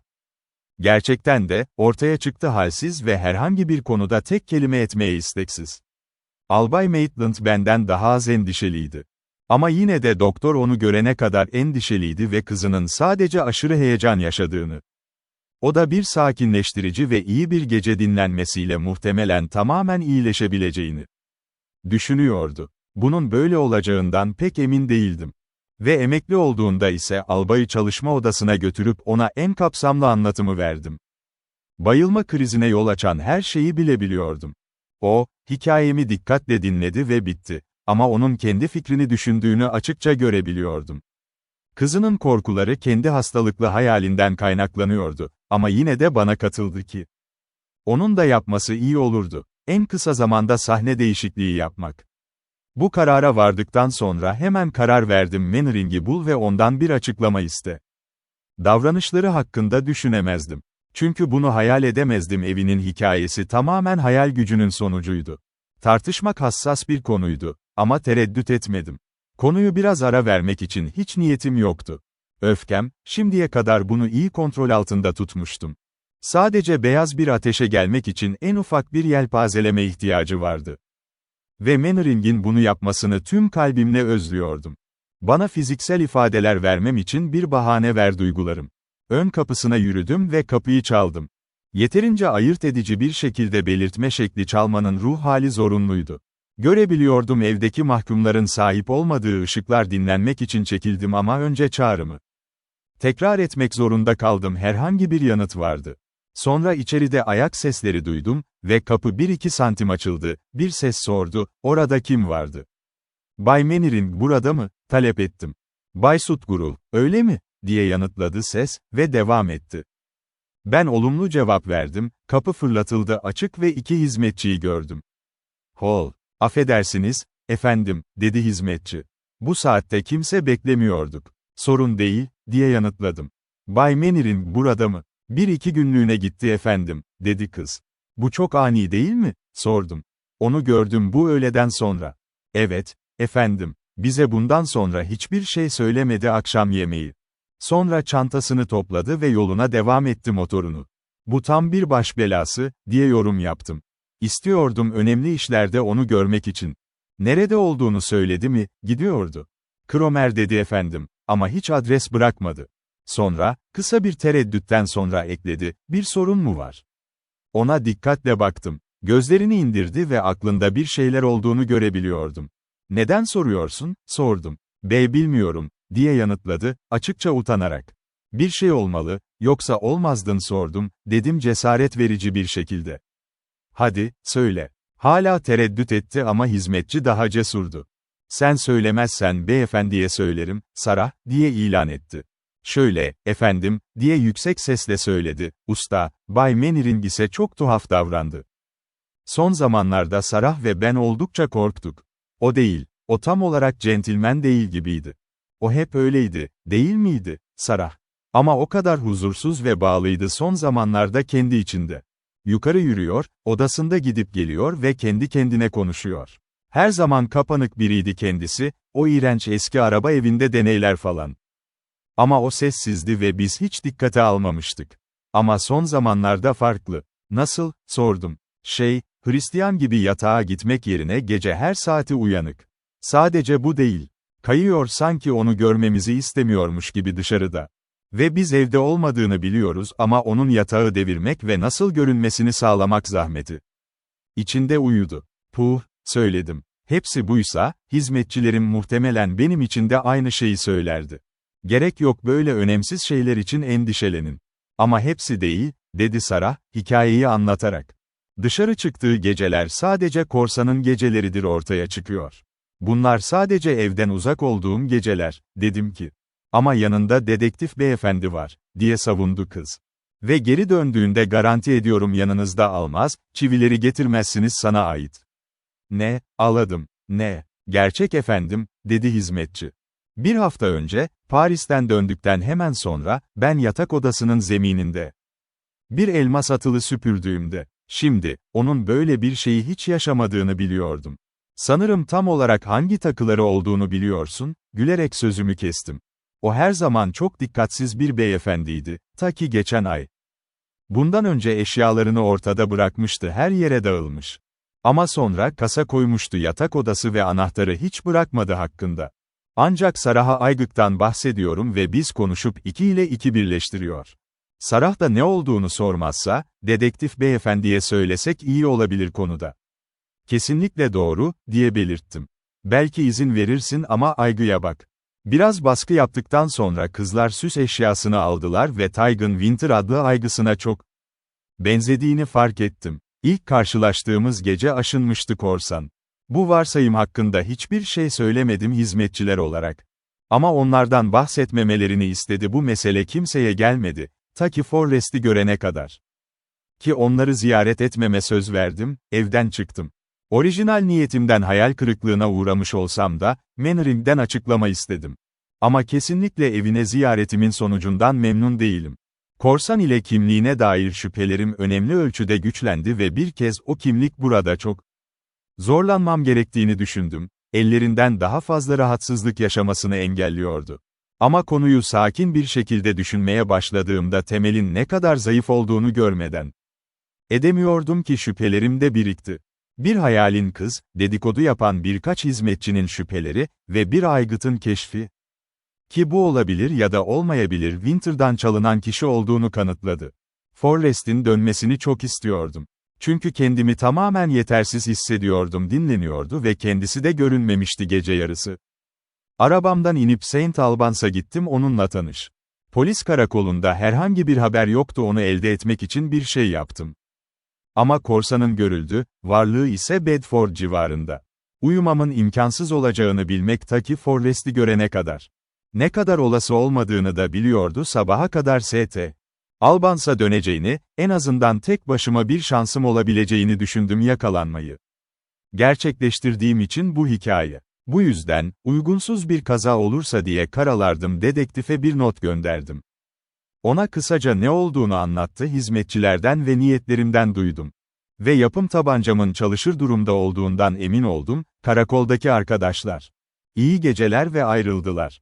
Doğrudan yolu seçmenin işe yaramayacağını biliyordum, Bedford'da da korsan ile tanışmak istersem ve onun da yaptığı gibi doğuya gittiğim bildirildi, Hertford üzerinden geçtim. Onu kesebileceğime güveniyordum dönüşü. Onunla ilgili de hiçbir şey bulamadım, Hertford ya da Ware ile devam etmeye çok şüpheli. Yaklaşıyordu, bu yönde ise işi tahkimin işine bıraktım, bir madeni para ile yolun bir yolunu takip edip etmemem gerektiğini belirlemek için Cambridge ile tanışmadığım bu arayışla Bishop Stortford ya da Royston'dan bildiğim bir güzergahı takip ederim. Seçim Stortford yoluna geldi ve daha sonra ben Stortford'un yaklaşık 1 mil güneyinde aldığıma sevindim. Doğru yolda olduğumu keşfettim. Yaklaşık 15 mil hızla bowling oynuyordum, yol kenarında otlayan 2 ata rastladım. Yaklaştığımda 4 nala uzaklaştılar ve birkaç saniye daha sonra korsanın el işi örneklerine rastladım, ki ilk bakışta karşı konulamaz derecede gülünç görünüyordu. Bir brougham yol kenarında çekildi ve tekerlekler, bir arabacı ve bir ayakçı. Muhteşem giyinler içindeydi kaplamalar. Arabacısı şişman ve gösterişliydi, ayakçı özellikle güzel bir flört örneği ve yüzleri. Lambalarımın ışığı üzerlerine düştüğünde, yapamıyorlardı konuş. Çünkü ikisi de hem ağzı bağlanmıştı hem de bağlanmıştı, o kadar korkudan sarsılmıştı ki, onların olmadığını görebiliyordum, beni bir arkadaş olarak gör. Arabamdan inerken yardım etmeye gitsem, aracın çatısını fark ettim ve yukarı baktığımda tombul bir yaşlı kadın rahatsız edici tepede oturuyordu. Niyetimin şu olduğunu açıklamaya çalıştım, tamamen pasifik. Ama eski olandan hiçbir şey çıkaramadım, hanımefendi ama hayatını bağışlaması için yalvarıyor. Dikkatimi çevirdim 2 adama ve onları hızla tahviller. Serbest kaldıklarında fark etmişlerdi arkadaş olduğumu. Ama bir süre sonra onlardan nasıl anlattıklarına dair bir anlatım elde etmeyi başardılar. Böyle bir belaya girdim. Konuşma güçleri olsa bile geri döndüklerinde berrak bir anlatım veremediler ilişki hakkında. Tabii ki bu korsanın işiydi. Onlar, hanımefendileriyle geri dönüyorlar, yaşlı kadın, brougham'ın çatısı, yerel bir büyüme hikayesinden kutlamalarında, o yaramazla tanıştıklarında. Bağlamıştı, hizmetçiler atları serbest bıraktılar ve soyduktan sonra taktığı tüm mücevherlerin yaşlı kadınına zorlamıştı onu bulduğum yere tırmanmaları için. Eğer geri dönüp onu öldürmekle tehdit ediyordu. Eğer şeytan uzaklaşırsa 1 saat pozisyon al. Önceden çok ikna edilmesi gerekiyordu, yerinden inmeye cesaret etti. Ama arabacının yardımıyla onu içeri sokmayı başardım, brougham'ı ve ikisinin güvenliğine yardımcı oldu, atları bıraktım. Bu olay beni neredeyse yarım saat geciktirdi ve birden sonra tekrar yola çıktım, görev. Brougham, bir yan yolun hemen yakınında durdurulmuştu. Ve ayakçı bana korsanın ayrıldığında bu yolu seçmişti, ben de öyle sanıyordum, takip edin. Bir motorlu arabanın o taraftan geçti. Önceki günün gök gürültülü fırtınası için yolların bazı yerlerde ağır olmuş ve izlerini bırakmıştı. Lastikler açıkça görünüyordu. Yolu yaklaşık birkaç mil takip ettim, daha sonra bir kez daha bazı korsanların kurbanları. Bunlar da yaşlı kadının misafir olduğu aynı tören, korsanın pençesine düştüğünde. Bu konuda yardımım gerekmediğinde. 2 genç için partinin hanımları bu durumdan yeterince iyileşmişti, erkek yoldaşlarını çoktan özgür bırakmış olmaktan korkuyor ve arabacı bana yaşadıklarını anlattılar ve onları dinledikten sonra Forrest'in fikri olduğunu düşündüm, korsanın benden daha çok deli olduğu daha önce yapılmış. Korsan tarafından durdurulduğunda bir kişinin eşi kadınlar direnmişti ta ki onu yere yenilene kadar, bir tabancanın kalçasından bir darbe. Arabacı gizlice direniş göstermemişti. Sonra, güvence altına alındıktan sonra kadınların taktığı mücevherler. Korsan sergilemişti karakterine oldukça yeni olan tuhaf mizah. Vardı iki kadının eğlencesi için dans etmesinde ısrar etti yolda. Eğer vururlarsa kocasını vurmakla tehdit ediyordu isteğine uymamak. Bana onun oturup kahkahalarla gülmüş ve onları teşvik etmişti her türlü vahşi tehditle karşılaştı. Ta ki yorgunluktan düşene kadar. Baştan başlarına çamurla kaplandılar ayak ve zarif elbiseleri üzücü bir manzara sunuyordu. İçinde ek olarak, zar zor ayakta durabildiklerini söylediler. Çünkü ayakları paramparça olmuştu. Çünkü ilk adımlarda garip dans, terlikleri çamura saplanmıştı. Ve onları durdurup kurtarma fırsatları verilmedi. En basit taslaktan fazlasını duymak için beklemedim hikayenin hikayesini. Çünkü onun onları daha fazla bırakmadığını öğrendim olay yerine varışımdan 10 dakikadan fazla önce. Ve ağır yollar nedeniyle en azından bir şanslı kazanın beni yüz yüze getirme ihtimali kendi avımla.